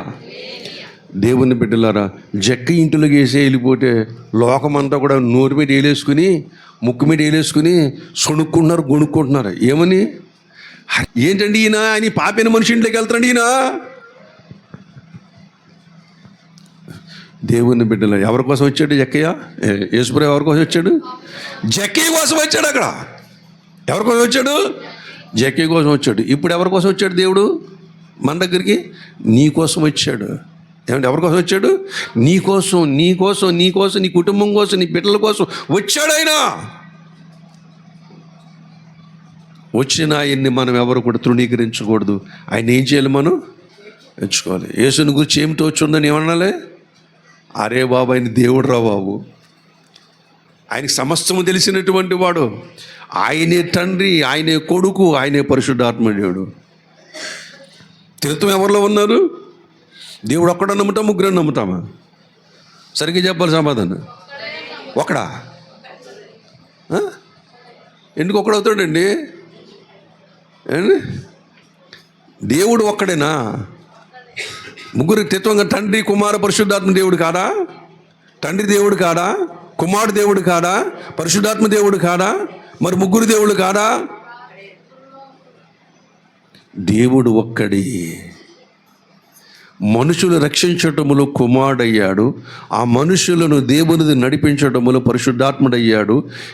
దేవుని బిడ్డలారా, వీళ్ళందరినీ కలగలుపుకొని వీళ్ళందరినీ కూడా దేవుని రాజ్యం చేర్చడములో తండ్రి మనకొక్కడి. పరలోకం ముందున్న మా తండ్రి, యేసుప్రభు చెప్పిన ప్రార్థన అప్పుడు నెరవేరుతుంది మాట. పరలోకం ముందున్న మా తండ్రి, నీ నామము పరిశుద్ధపరచబడునుగాక, నీ రాజ్యము వచ్చునుగాక, నీ చిత్తము పరలోకము నెరవేరినట్లు భూమి మీద ఎలా నెరవేరుతుంది? నెరవేరాలంటే ఇక్కడ ఉన్న మతలబ్ అంతా కూడా యేసు ఎవరు? యేసు ఎవరు? నా స్నేహితుడు. హల్లెలూయా. యేసు ఎవరు? నా స్నేహితుడు. యేసు ఎవరు? నా భర్త. యేసు ఎవరు? నా చెలికాడు. దేవుని బిడ్డలారా, యేసు ఎవరు? నా సేవకుడు, నా రక్షకుడు. ఏ కోణం చూసినా సరే యేసయ్య గురించి నీకు సంబంధం పెట్టుకోవచ్చు, ఏ కోణంలో అయినా సరే. అందుకని ఇదివరకు చాలాసార్లు చెప్పాను, పందారు చిలక. యేసయ్య అంటే ఎటువంటిది? ఎక్కడ కొరికినా సరే ఉండదు. ఏమండి? ఎక్కడ కొరికినా సరే ఉండదు. తోక చివరి కొరికినా, ముట్టి దగ్గర కొరికినా, కాలు దగ్గర కొరికినా, ఎక్కడ కొరికినా ఉండదు. తీయనటువంటి వాడండి. కాబట్టి దేవుని బిడ్డలారా, ఈయన మనకు నిజముగా సరిపోయినటువంటి దేవుడు. సరిపోయిన దేవుడు, చాలిన దేవుడు మనకి. ఈయనకిలాగా ఎవరు ప్రేమించలేదు, ఈయనకిలా ఎవరు మాట్లాడదు, ఈయనకిలా ఎవరు ప్రాణం పెట్టలేరు. ఈ లోకములు ఎక్కడైనా ఎవరైనా ఉన్నారో చూపించండి. యేసును గూర్చి ఎక్కడ మాట్లాడినా సరే గుండె నిండా ధైర్యంతో మాట్లాడాలి. యేసు ఎవరు? Is god, is only god, only one god. Yesu వంటి సుందరుడు ఎవరు కూడా భూమి మీద లేరండి. యేసయ్యంత సౌజన్య మూర్తి కూడా భూమి మీద ఎవరు లేరండి. ఉంటే నాకు చూపించండి. ప్రభునందు నాకు అత్యంత మిక్కిలి ప్రియమైన వాళ్ళరా, యేసయ్య ఒక్కడే. యేసయ్య ఒక్కడే విశ్వమును 2 అక్షరాలతో జయించేశాడు. హల్లెలూయా. దేంతోటి? 2 అక్షరాలతో, ప్రేమని 2 అక్షరాలతో లోకాన్ని జయించాడు. ఆయన లోకాన్ని జయించడానికి, ఊళ్ళు జయించడానికి, మనుషులను జయించడానికి, చంపడానికి కత్తులు పట్టుకోలేడు, యుద్ధాలు చేయలేడు, బాణాలు పట్టుకోలేడు, ఏంటి ధనస్సులు ధరించలేడు, విల్లంబులు ధరించలేడు, తంత్రమంత్రాలు కూడా ధరించలేడు. ఎన్ననుకున్న ప్రేమ చేత మనుషులందరినీ దోచుకున్నవాడు ఎవరంటే మన ప్రభు అయిన యేసుక్రీస్తు. హల్లెలూయా. దేవుని బిడ్డలారా, యేసు ప్రభు మనకు చాలిన దేవుడండి. యేసు ప్రభు అంటే కాదు, నిన్ను నన్ను తీసుకెళ్ళడానికి మళ్ళీ వస్తున్నటువంటి దేవుడు. 1000 ఏండ్ల పరిపాలన మీ అందరికీ కూడా బోడని ఉద్యోగాలు ఉన్నాయి, మనకు బోడని. అందుకని దేవుని గురించిన ఆలోచన కలిగండి. 1000 ఏండ్ల పరిపాలన వస్తుంది. 1000 ఏండ్ల పరిపాలనలో మనం 50 దగ్గరికి వెళ్ళి పాచి పని చేస్తాం. ఎవరి దగ్గరికి వెళ్ళి ఏం చేస్తాం? కానీ అప్పుడు లోకంలో ఉన్న వారు నీ ఇంటి దగ్గర వచ్చి పాచి పని చేస్తారు. నీవే one of the officer. Collector అవుతావో, ఎంఆర్ఓ అవుతావో, ఆర్డీఓ అవుతావో, లేకపోతే మంత్రి అవుతావో, లేకపోతే మరి క్లర్క్ అవుతావో, దేవుని బిడ్డలారా ఇన్కమ్ ట్యాక్స్ ఆఫీసర్ అవుతావో, ఏమవుతావో దేవుడు నిర్ణయిస్తాడు. ఆ పోస్టులో ఖచ్చితంగా నేను పెడతాడు. ఉద్యోగం లేదని దిగులు పడకండి. మనకు 1000 ఏండ్ల పరిపాలన ఏమవుతుంది? ఈ ఉద్యోగం అంటే 50-30 సంవత్సరాలు, 20 సంవత్సరాలు చేయాలి ఉద్యోగం. కానీ అది 1000 ఏండ్ల పరిపాలన. ఎన్ని సంవత్సరాలండి? తర్వాత రిటైర్మెంట్ లేదు. తర్వాత యుగయుగాలు కూడా ఏలుబడమే, కర్రపెత్తనం. అందరం కూడా అందరికి ఏమొస్తుంది? కర్రపెత్తనం. ఎవరి మీద? మహిమ ప్రపంచాల మీద కర్రపెత్తనం. కృత్తిక నక్షత్రములో నివసించుతున్న ప్రజలారా, మీరెందుకు సుంకం తేలేదు నా దగ్గరికి? ఎక్కడున్నారు వాళ్ళు? కృత్తిక నక్షత్ర సమూహములు నివసిస్తున్న మహిమగల ప్రజలారా, మీరెందుకు సుంగం తేలేదు? ఎవరు అడుగుతారు? ఏసే అడుగుడు, నువ్వు అడుగుతా అక్కడికి వెళ్ళి. మన కన్నులకు ఆశ్చర్యం కాదు, చెప్పుకోవడానికి నవ్వులాడుకుంది కదా. ఇది నిజం, ఇది నిజం. నీ దగ్గరికి తీసుకొచ్చి పడేస్తారట. ఆ వచనం చదువుకొని ముగించేసుకుందాం. ప్రకటన గ్రంథంలో చూడ దయచేసి. ఆ మాట మీకు జ్ఞాపకం చేసి ముగించేస్తాను. ఏంది?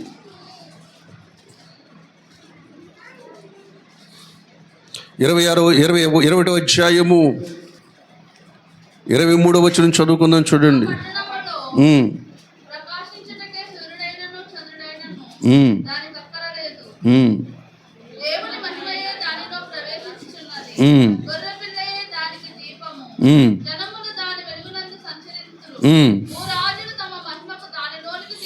భూరాజులు తమ మహిమను దానిలోనికి ఏం తీసుకొస్తారంట? మహిమ అంటే ఏమండి? మహిమ అంటే దయచేసి చూడండి. ప్రభునందు ప్రియమైనటువంటి వాళ్ళరా, దాని గురించి చెబుతున్నాడు. ఆ మహిమ అంటే అక్కడ పండించిన పంటలన్నీ కూడా తీసుకొస్తారటండి. వజ్రాలు, వైడూర్యాలు, ఇవన్నీ కూడా ఎక్కడ తీసుకొస్తారంట? దానిలోనికి తీసుకొని వస్తారు. జనములు దాని వెలుగునందు సంచరించురు. భూరాజులు తమ మహిమను దానిలోనికి, మహిమనంతా తీసుకుని వస్తారు. మహిమను, ఘనతను దానిలో తీసుకుని వస్తారు. అక్కడ రాత్రి లేనందున దాని గుమ్మములు పగట వేళ ఏమాత్రమును కూడా వేయబడవు. జనములు తమ మహిమను, ఘనతను దానిలోనికి తీసుకుని వచ్చేదారు. గొర్రెపిల్లక జీవగ్రంథమందు వ్రాయబడిన వారి దానిలో సంచరింతురు. నిషిద్ధమైనది ఏదైనాను, అసహ్యమైనదైన, అబద్ధమైనది జరిగించేవాడైన దానిలోని ప్రవేశింపడు. ప్రభునందు ప్రియమైనటువంటి వాళ్ళరా, అక్కడకు అన్ని కానుకలు కూడా తీసుకుని వస్తారట అండి. అందుకొరకు దేవుడు భూమి మీద మనల్ని సిద్ధపరుస్తూ ఉంటున్నాడు. హల్లెలూయా. ఎంత ఆనందకరమైనది. ఈ బాధలు, శ్రమల గురించే తలంచుకుని దేవుడు నాకు ఏం చేయలేడు, దేవుడు నా ప్రార్థన లేడు, దేవుడు నాకు ఏమేలు చేయట్లేడు, దేవుడు నాకు ఇన్ని శ్రమలు ఎట్టేసాడు, బాధ పెట్టేసాడు అనుకుంటూ ఉంటారు. అలా ఎప్పుడు అనుకోకండి. దేవుడు ఎప్పుడు కూడా అలా శ్రమ పడుతున్నాడు, దానికి నిత్యమైన బహుమానము ఉన్నది. అలా అక్కడికి వెళ్ళాలంటే 3 ముక్కలు చెప్తాను. ఒకటి ఏంటంటే, దేవుడు యేసుప్రభు మనకు మాదిరి కదా. యేసుప్రభు మనకి మాదిరి కదా. యేసుప్రభు ఎలా జీవించాడు, అలా మనం ఏం చేయాలి? ఇక్కడ భూమి మీద జీవించాలి. గొప్ప జీవితం జీవించాడైనా. ఏంటి ఆయన మీద వచ్చిన నిందలు ఎన్ని? బోడు నిందలు వచ్చి ఎన్ని శ్రమలు పడ్డాడు? అసలు భోజనం చేసాడో లేదు తెలియదు, మనకు తెలియదండి. ఆ గైడ్ చెప్తుంటే కళ్ళ నీళ్ళు వచ్చినాయి. ఆ కపెర్నహూములో ఆ సమాజ మందిరం అరుగు దగ్గర పడుకునేవాడంట అప్పుడప్పుడు ఆయన. ఆ పక్కనే పేతురు ఇల్లు ఉంది, పేతురు అత్త ఇల్లు ఉంది అక్కడ.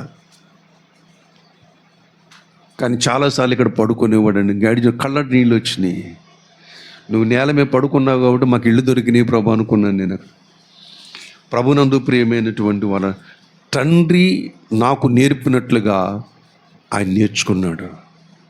తండ్రి నాకు నేర్పినట్లుగానే నేను నేర్చుకున్నానని చెప్పేసి సాక్ష్యం ఇస్తున్నాడు. చకచక చదవండి. యోహాను సువార్త 8వ అధ్యాయం 28వ వచనం చదువుకుందాం. యోహాను సువార్త 8వ అధ్యాయం 28వ వచనం చదువుకుందాం. అది నా అంతటా నేనేమి చేయక తండ్రి నాకు నేర్పినట్టు ఈ సంగతులు తండ్రి ఎవరు నేర్పాడంటండి? కుమారుడికి ఏం చేశాడంట? నేర్పాడంట. ఇప్పుడు కుమారుడు ఏం చేయాలి? ఇప్పుడు అది ఎప్పుడు నేర్చుకున్నాడు ఆయన? అక్కడ నేర్పాడు. నా కుమారుడు భూలోకం చేయబోట, అక్కడికి వెళ్ళిన తర్వాత నువ్వు ఇలాగా ఈ పనులు చేయాలని ఎవరు చెప్పారు? తండ్రి చెప్పాడు. తండ్రి స్థానములో ఆయనే ఉన్నాడు, కుమారుడు స్థానంలో ఆయన ఉన్నాడు.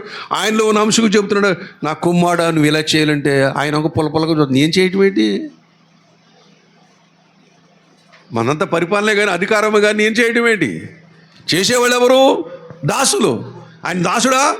కాదు కదా, దేవుని బిడ్డరా. తండ్రి నేర్పాడు అక్కడ.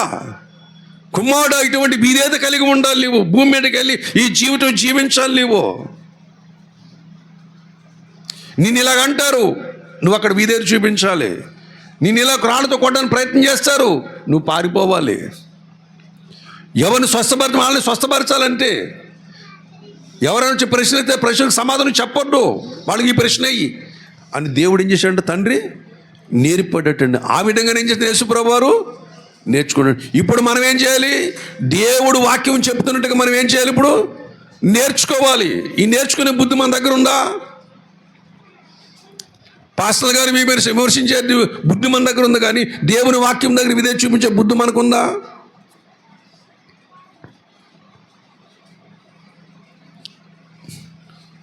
దేవుని బిడ్డలారా, దేవుని దగ్గర నేర్చుకోవాలంటే మనకు ఉండాలి, ఓర్పు ఉండాలి, ఓర్చుకోవాలి.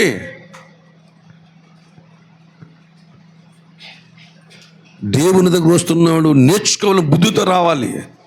ఈ బుద్ధి లేకపోయినప్పుడు దేవుని మందిరికి వచ్చినట్టు రాకపోయినా ఒకటే. తండ్రి దగ్గర విద్య నేర్చుకున్నాడు కదా, కొడుకే నేర్చుకున్నాడు కదా, యేసుప్రభువు నేర్చుకున్నాడు కదా, ఆయన సర్వాధికారి దేవుడై ఉన్నాడు కదా. ఆ దేవుడు ఈ లోకంలోకి వచ్చి మనుషులు తృణీకరించబడ్డాడు కదా, నీ కోసం నా కోసం తృణీకరించబడ్డాడు కదా. పాపుల మధ్య నివసించి నేను వాళ్ళ మధ్య ఉంటావేంటి?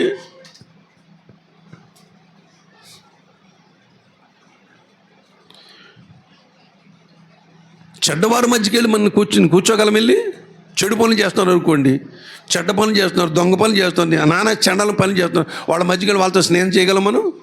వాళ్ళ మధ్యకి వెళ్ళి ఈయన ఏం చేయాలి? ఇప్పుడు ఎలా ఉంటుంది దీనికి? యేసుప్రభువుకి ఇష్టం ఉంటుందా?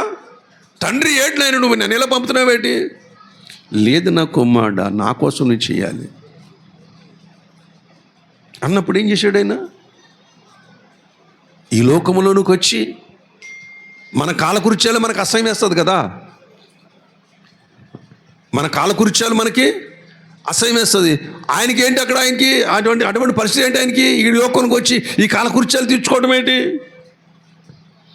దేవాది దేవుడు లోకమును సృష్టించిన సృష్టికర్త పరిపాలిస్తున్నాడు, మహిమ పొందుతూ ఉన్నాడు, దూతల పరిచర్య ఉన్నది. ఈయన వచ్చి పాపులకు సేవ చేయటం ఏంటి? మంచోళ్ళకి సేవ చేయటం ఏంటి? ఎవడన్నా వస్తాడు ముందుకి? పాపులకు సేవ చేయటం ఏంటి? ఈ విద్య అంతా కూడా ఆయనకి ఇష్టం లేదండి. కానీ తండ్రి చెప్తున్న మాటకి ఏం చేశాడు ఆయన? వీటిని చూపించాడు. మనకు కూడా ఇట్టి మనసు మనకి తండ్రి దగ్గర నేర్చుకున్నట్లుగానే వాక్యం దగ్గర మనం ఏం చేయాలి? నేర్చుకోవాలి. అంతేకాదు యోహాను సువార్త 8వ అధ్యాయం 26వ వచనం కూడా చదవండి. యోహాను సువార్త 8వ అధ్యాయము 26వ వచనం. ఇందాక మా చదువుని మాటలో తండ్రి నాకు నేర్పినట్లైన మాట అండర్లైన్ చేసుకోండి.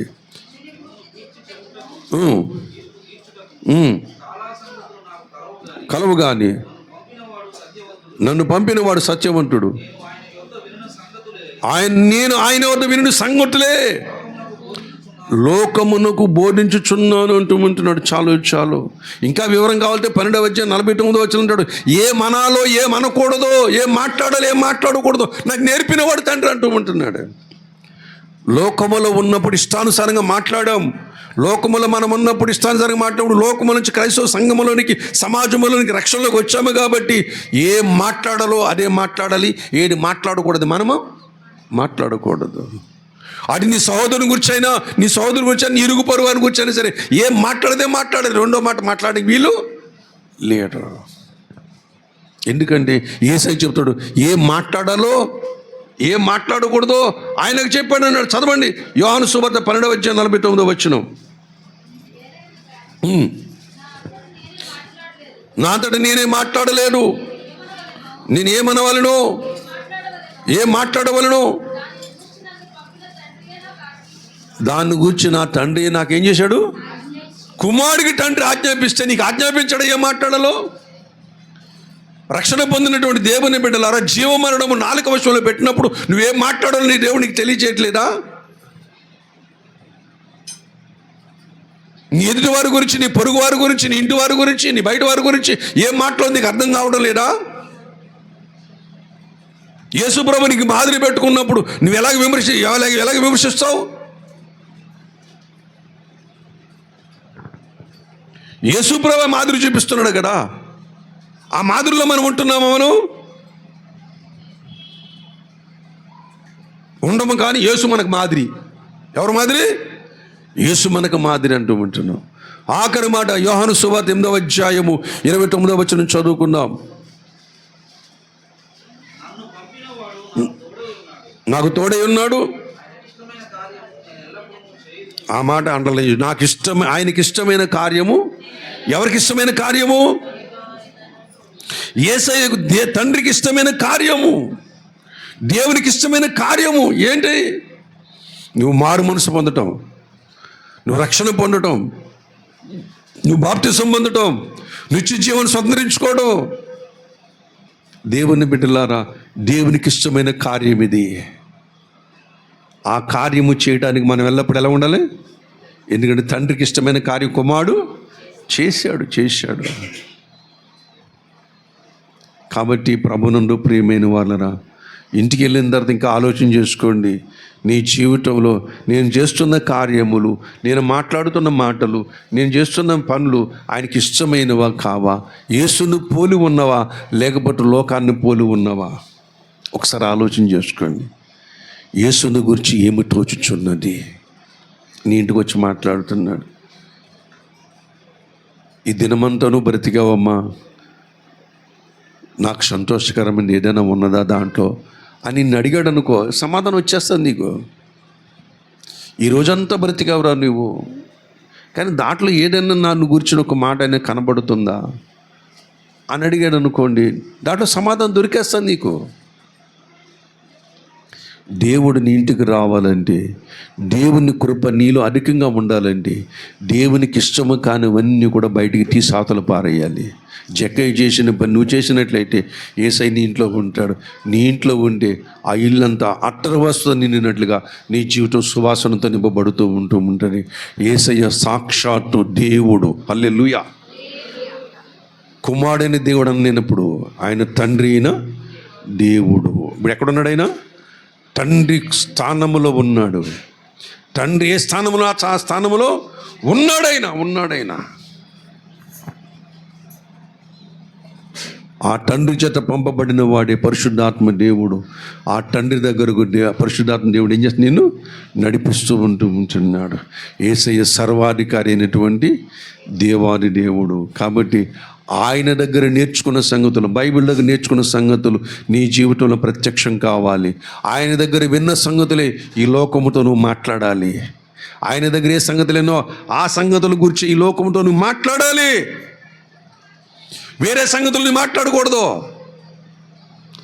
అంతేకాదు ప్రభునందు ప్రియమైనటువంటి వాళ్ళరా, ఆయనకి ఇష్టమైన కార్యము నేను ఎల్లప్పుడూ కూడా చెయ్యాలి. మనమందరం ఏం చేయాలి? ఆయనకి ఇష్టమైన కార్యము మనం చెయ్యాలి. చేద్దామా?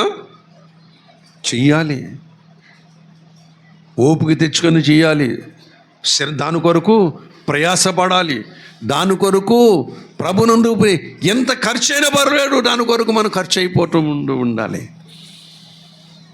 ఈ లోకం విడిచిపెట్టే ముందు అమ్మయ్య యేసయ్య చెప్పిన పని చేసేసాను అని తృప్తితో దేవుని దగ్గరికి వెళ్ళాలి. హల్లెలూయా.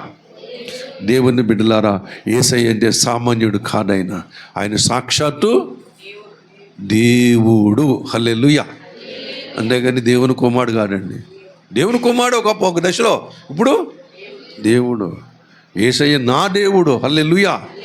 దేవుని బిడ్డలారా, అంతేకాదు యేసయ్య గట్టిగా మాట్లాడితే యేసయ్య నా వాడు. ఎవరు?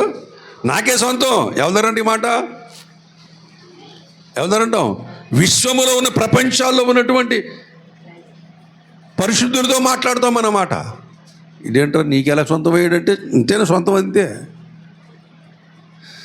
ఆయన నన్ను ప్రేమించాడు, నేను ఆయన ప్రేమించాను. ఈ లోకంలో ప్రేమ పెళ్ళిళ్ళు ఫెయిల్ అయిపోతాయి, కానీ ప్రేమ పెళ్ళి శాశ్వతకాలం ఉండబోతుంది ఆ లోకంలో. హల్లెలూయా. ఏంది? ఈ లోకంలో ప్రేమ పెళ్ళికి చుట్టాలు ఉంటారు, ఆ లోకంలో ప్రేమ పెళ్ళికి అందరూ చుట్టాలే. ఏమండి? కాబట్టి ఆ నిజమైన ప్రేమ, ఈ ప్రేమ అంతా దొంగ ప్రేమలు అన్నీ కూడా. ఈ భూమి మీద అరేంజ్మెంట్లు ప్రేమలు కూడా దొంగ ప్రేమలే, అరేంజ్మెంట్ కాని ప్రేమలు కూడా దొంగ.